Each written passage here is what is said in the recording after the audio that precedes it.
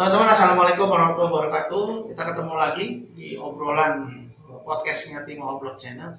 Saya itu masih berkutat soal antara lembaga bisnis dan lembaga dakwah atau lembaga sosial yang menjalankan kegiatan bisnis. Ini masih menjadi satu pertanyaan besar dan paling menarik nih yang di masyarakat, karena banyak sekarang lembaga-lembaga besar, lembaga-lembaga kepedulian masyarakat atau lembaga filantropi yang ternyata membangun bisnis, kerajaan bisnis. Saya nggak usah sebutkan lah, misalnya ada, kalau dulu kita pernah kenal ada satu lembaga Islam terbesar, kita membangun bisnisnya, dan banyak kok, bahkan sampai ada juga membangun rumah sakit, sekolah, dan segala macam. Itu lembaga agama terbesar. Saya sebenarnya ingin menelisik lebih jauh, dan bersama saya saudara Bahrul Rozi. Bahrul Fauzi Rosyidi. Bahrul jadi ganti kan? Bahrul Fauzi. Nah, ya Bahrul Fauzi loh. Karena semua orang itu pasti ada kealpahan. Ini tapi nanti mereknya. Oh iya, ini kan ya. Saya kena luar biasa memang. Kelihatan kan? Ini. Soalnya nanti iklan. Mas Bahrul Fauzi dari UGM.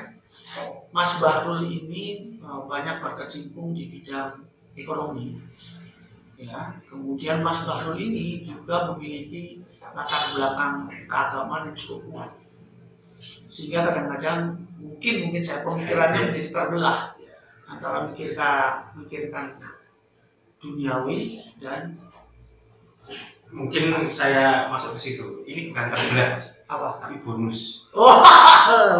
Karena memang PR ekonomi di dunia, khususnya untuk Islam sendiri, itu kalau mainstream Barat itu kaya dalam artian sejahtera ya Mas, sejahtera tapi tidak adil.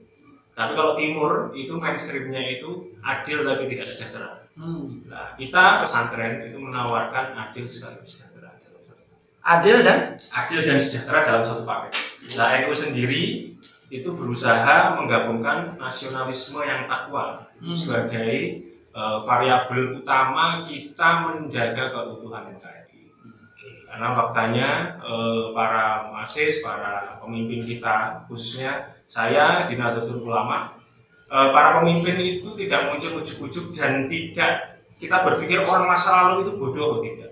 Beliau itu mempertimbangkan kestabilan negara dan macam-macam itu bagaimana. Hampir di semua tempat di Timur Tengah itu agama dan nasionalisme tidak bisa jadi satu. Mereka itu topik yang menarik, agama dan nasionalisme tidak menjadi satu. Tidak bisa jadi satu. Mereka itu ya cenderung rasis. Habis itu terus urusan suku, ras itu selalu jadi perpecahan utama. Jadi masalah suku nomor satu. Sampai siapa, saya siapa, itu dari mana, saya dari mana. Baru kemudian masalah agama, Mas. Kalau mau menjadikan riset ya. Jadi artinya, dan para alim ulama itu tidak mampu masuk ke level situ. Kita Indonesia, alhamdulillah melalui Hadratus Syekh Hasyim Asy'ari dan juga dari Mbak Arya Ahmad Dahlan, itu mulai masuk ke media nasionalisme sebagai jalan tengah kita selamat berbangsa. Nasionalisme takwa. Jadi nasionalisme 100%, bertakwa atau beragama, agamis 100%. Itu satu-satunya formula di dunia yang hanya ada di Nusantara Indonesia. Yang bisa mengharmonisasi antara kegiatan vertikal dan horizontal. Ya, yang bisa menjadi penjembatan antara adil dan makmur dalam satu ikatan. Itulah kenapa di sila-sila Pancasila kita keadilan sosial dan macam-macam kesejahteraan itu selalu muncul.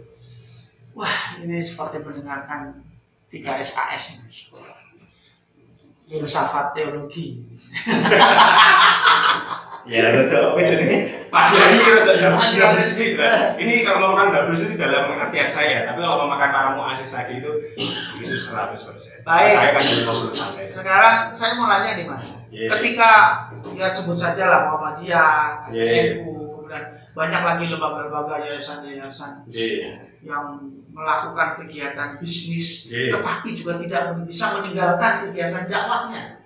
Nah, tadi saya sempat bertanya itu mereka itu melakukan dakwah di dalam bisnis dengan menggunakan bisnisnya, atau menggunakan bisnis sebagai media dakwahnya, atau membisniskan dakwah. Loh, gimana? Dari komentar sampean gimana? Kalau komentar saya sebagai kader NU yang sambil awal terhadap para alim ulama. Ya. Agama tetap nomor 1. Oke. Ekonomi itu nomor 2 dari kesekian. Tapi ekonomi jangan ditinggalkan karena ekonomi bagian dari mengangkat wibawa organisasi. Jadi itu poinnya di situ. Terus yang kedua, kalau yang diajarkan para muassis kepada saya, metodologi pembangunan Nahdlatul Ulama khususnya dalam konteks bisnis atau dakwah ke bisnis itu satu. Itu adalah apakah dalam rangka khidmat diniyah, dalam rangka pengabdian mengurusi agama, ataukah sebagai khidmat ijtimaiyah, sebagai bagian dari pengabdian pada umatnya, ataukah sebagai metodologi. Maksudnya sebagai metodologi itu adalah, kalau tadi saya mendengar sekilas karena saya berunjuk saja, masuk tiba-tiba harus ditunjuk menjadi bagian dari rame-rame. Jadi kita itu di Nahdlatul Ulama itu ada 3 hal yang menjadi acuan. Pertama itu adalah syahrul jihad. Syahrul jihad itu adalah penguatan inovasi.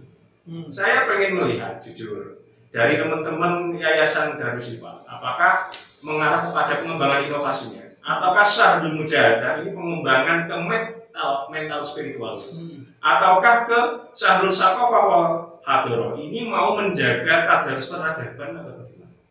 Dari 3 metodologi ini saya ingin melihat. Tentu sebetulnya ekonomi itu sederhana Mas Dujo. Ekonomi itu ya wilayahnya adalah bagaimana kue ini dibagi, apakah untuk secara kesejahteraan umat ataukah untuk jenengan sendiri dimakan. Intinya cuma itu.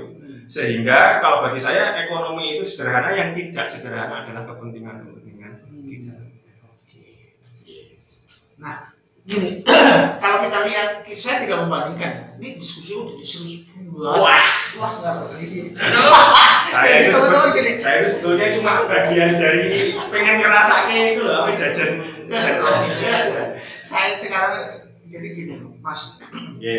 Saya tidak berusaha membandingkan antara teman-teman di Muhammadiyah dengan teman-teman di NU dalam hal pandangannya terhadap bisnis, ekonomi dan bisnis.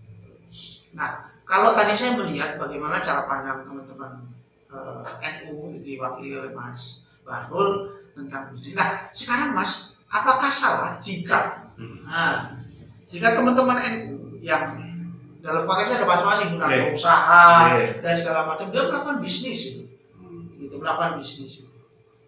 Kemudian ada organisasi NU dengan melakukan kegiatan-kegiatan manajemen yang modern, seperti itu gitu loh Mas.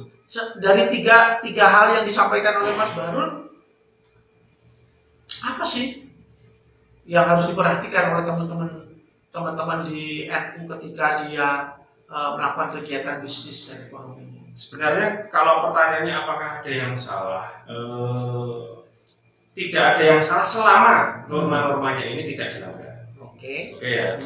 Jadi norma yang pertama itu adalah dalam kerjasama bisnis tersebut atau kerjasama ekonomi tersebut itu la dororo wala diror. Jadi jangan ada unsur membohongi dan dibohongi. Jadi harus win-win solution. Terus yang kedua itu adalah la dororo wala diror. Jadi jangan mengkhianati dan jangan mau dikhianati. Artinya sebetulnya dalam metodologi ke-N1 ya khususnya itu kami itu punya formula yang sederhana ya. Sederhana. Jadi kita itu wata'awanu 'alal birri wat taqwa. Jadi kita itu membuka semua kerjasama. Bahkan tidak hanya kepada sesama muslim. Ayo bikin gerakan ekonomi bareng sama muslim juga tidak masalah. Selama poin-poin tadi itu tidak dilanggar. Teman-teman sekalian, kepala saya mendadak jadi pusing karena berat ini. Nah, tidak terasa sudah 15 menit ini. Nah, 15 menit. Nah, teman-teman sekalian, ini kalau buat saya ini sebuah pencerahan. Karena walaupun di dunia yang bergerak sangat cepat ini pencerahan-pencerahan harus sering dilakukan dan didapatkan, sehingga kita tidak tertinggal atau terlempar atau terseret pada hal yang tertentu. Nah, ada beberapa poin yang saya catat dari diskusi kita dengan Mas Bahrul ini, bahwa apapun kegiatannya tetap tidak boleh meninggalkan prinsip dan nilai-nilai norma etika agama, karena itu menjadi landasan dari kegiatan lain. Tadi ada tiga tujuan itu. Nah, kemudian yang kedua adalah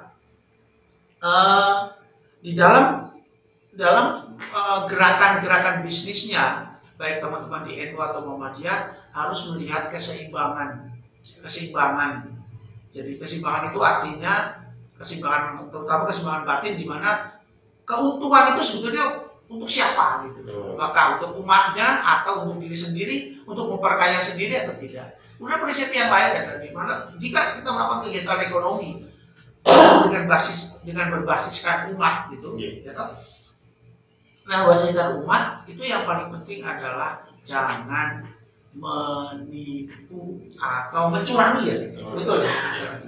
Makanya transparansi itu Mas, pertanyaan saya adalah selama 1 abad ini, bagaimana perkembangan dunia ekonomi, dunia perbisnisan di kalangan menyedihkan. Gimana? Maksudnya gimana ya, Mas? Ini closing statement ini. Oke, jadi 100 tahun ya? Dalam 100 tahun ini memang akhirnya kemandirian organisasi tetap menjadi PR nomor 1. Karena wibawa organisasi salah satu pilarnya adalah ekonomi. Tapi memang para muassis, para binispo itu bersepakat NU harus hadir sebagai jawaban misi Kanjeng Nabi itu sendiri datang. Jadi nama Bu itu diutami Mama Karimah Akhlak. Jadi memang NU itu datang di NU atau Islam itu datang di muka bumi itu urusannya adalah pembangunan akhlak, urusannya adalah bagaimana kemaslahatan rahmatan lil alamin, itu poin 1. Nah, walaupun pilar-pilar tersebut itu adalah ada kemudian ekonomi. Tapi ekonomi itu kami ini saya ngobrol secara pendapat muassis dulu, habis itu terus saya sebagai teknokratis ekonomi. Para muassis itu berpendapat bahwasannya ekonomi itu adalah bagian dari ijtihadiyah saja. Jadi bukan sesuatu yang sangat fundamental dalam agama, tapi ini bagian dari menjaga wibawa agama.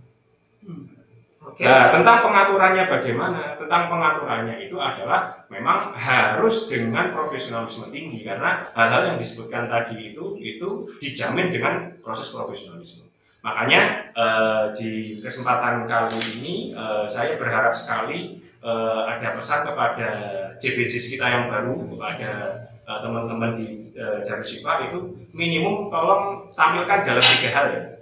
1 itu di samping big konsep itu tolong tampilkan target yayasan atau JBSIS dalam bentuk nominal. Sehingga saya punya ukuran di situ. Terus yang kedua itu adalah tolong tampilkan big picture. Ini itu unsur karya peradabannya gimana? Karena diapa-apakan NU sekarang mengangkat unsur peradaban sebagai bagian dari visi utama. Habis itu terus yang ketiga, saya minta ada sesuatu yang bersifat syiar dulu. Syiar. Makanya karena kita itu dakwah, kita tujuannya adalah umat. Bagaimana ini? Jangan sampai ini activity based, tidak impact based gitu. Kelihatannya sibuk banget aktivitasnya banyak, orang impact. Kita tolong tampilkan, tunjukkan, buktikan kepada kami ini bahwa bahasanya ada impact.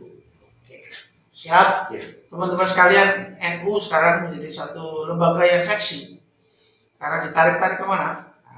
Kita belum ngomong soal NU politik, ini kan udah ekonomi ya, karena nanti NU yang politik, tapi kita nanti aja ngobrol dengan orang yang kira-kira orang politisi pasti.